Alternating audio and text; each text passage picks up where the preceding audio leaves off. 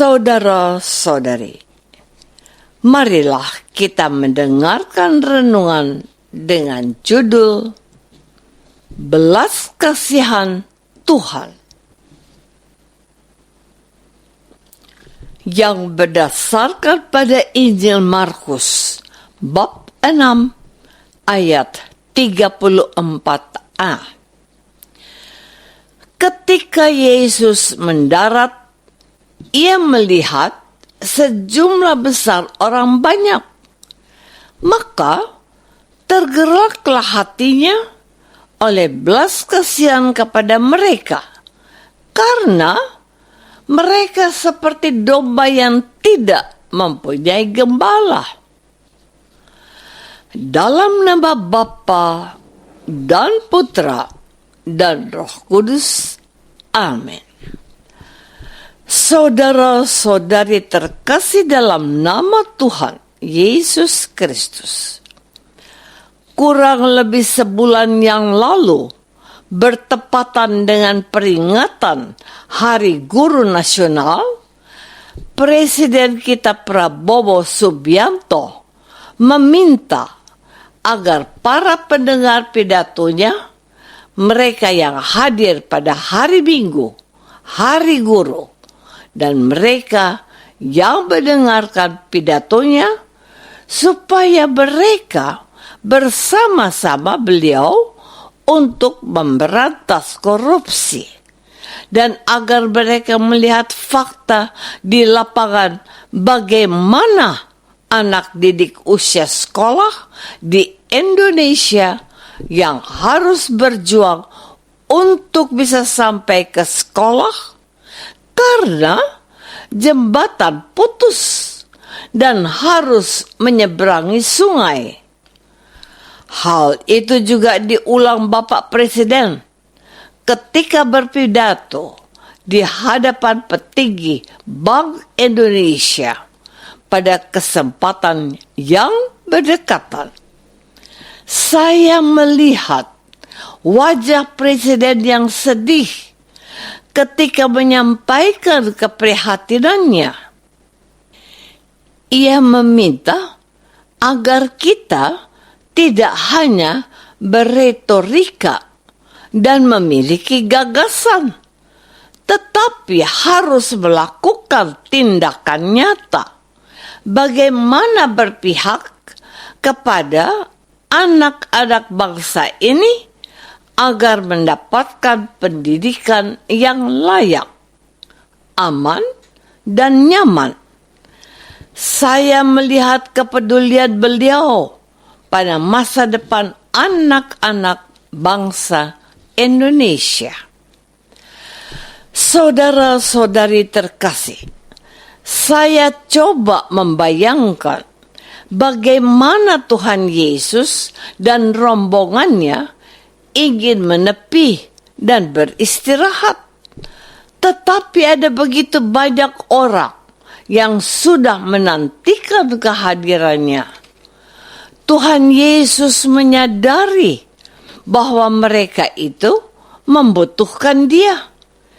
Hatinya tergerak dan ia segera mengajarkan apa yang baik dan benar agar mereka dengarkan.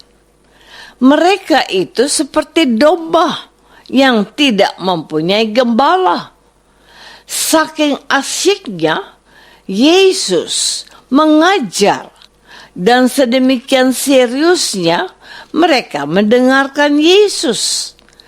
Hari mulai menjadi gelap. Para muridnya meminta Yesus menghentikan aktivitasnya dan mulai memikirkan agar orang-orang itu dibubarkan agar bisa mencari penganan untuk mengisi perut mereka. Namun, apa kata Yesus? Kamu harus memberi mereka makan. Dengan terperangah mereka menjawab, Yesus, jadi haruskah kami membeli roti seharga 200 dinar untuk memberi mereka makan? Waduh, namun Tuhan Yesus tidak terlalu menyikapi keterjutan mereka. Tetapi Yesus bertanya, berapa roti yang ada padamu? Cobalah periksa. Jawab mereka, 5 roti dan 2 ekor ikan. Jawaban itu tidak membuat Yesus terkejut, tetapi ia memerintahkan supaya orang-orang itu duduk berkelompok. Saudara-saudari terkasih, peristiwa Yesus yang mengandalkan 5 roti dan 2 ikan ini tentu sudah sangat sering kita dengar.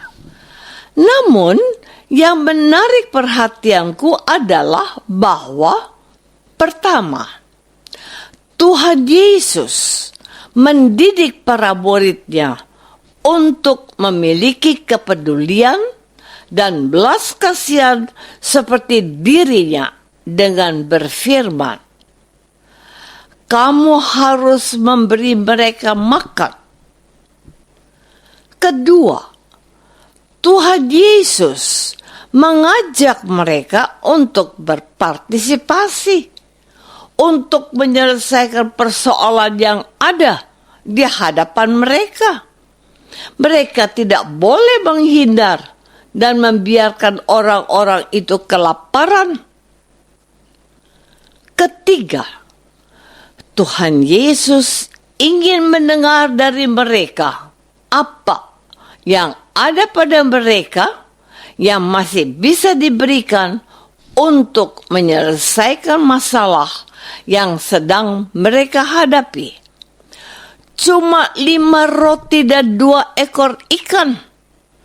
Selanjutnya, Tuhan Yesus menunjukkan kepada para muridnya dengan kuasanya bagaimana ia memberkati milik mereka yang dipersembahkan kepada Tuhan itu dan membuat cukup untuk memberi makan orang-orang yang kelaparan itu.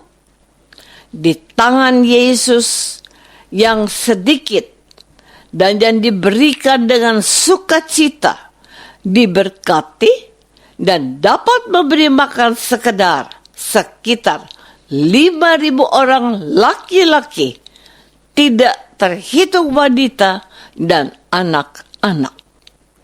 Bukan hanya itu, ternyata masih ada banyak sisanya. 12 bakul potongan-potongan roti dan sisa-sisa ikan. Bukankah itu luar biasa? Magic, sulap.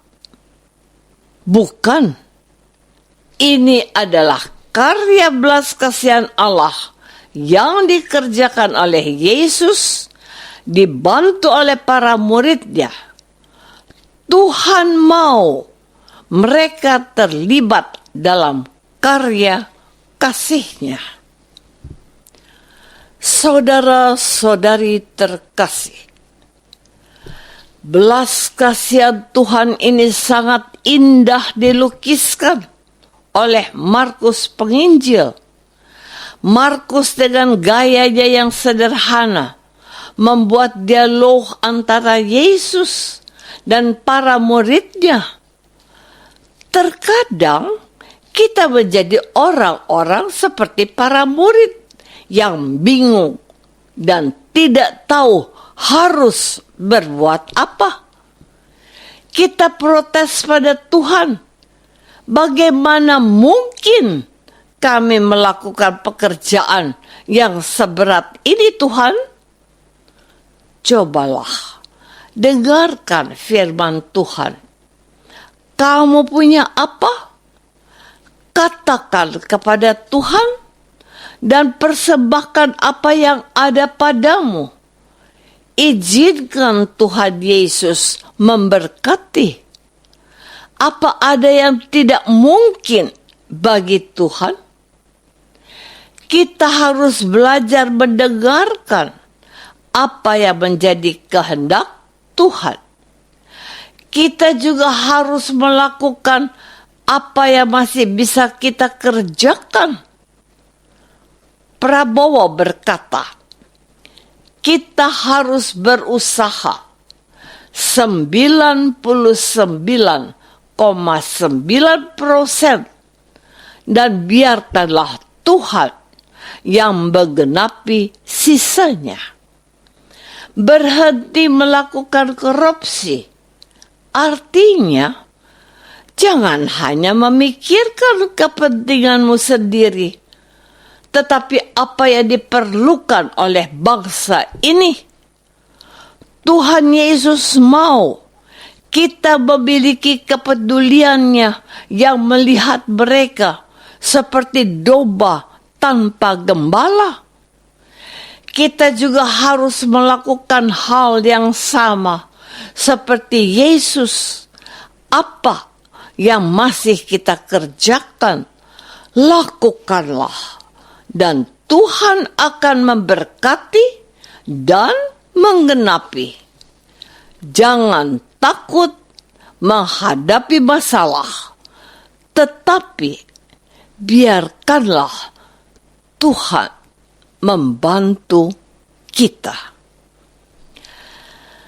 Apakah aku sudah melakukan sesuatu untuk menolong sesamaku bersama Tuhan?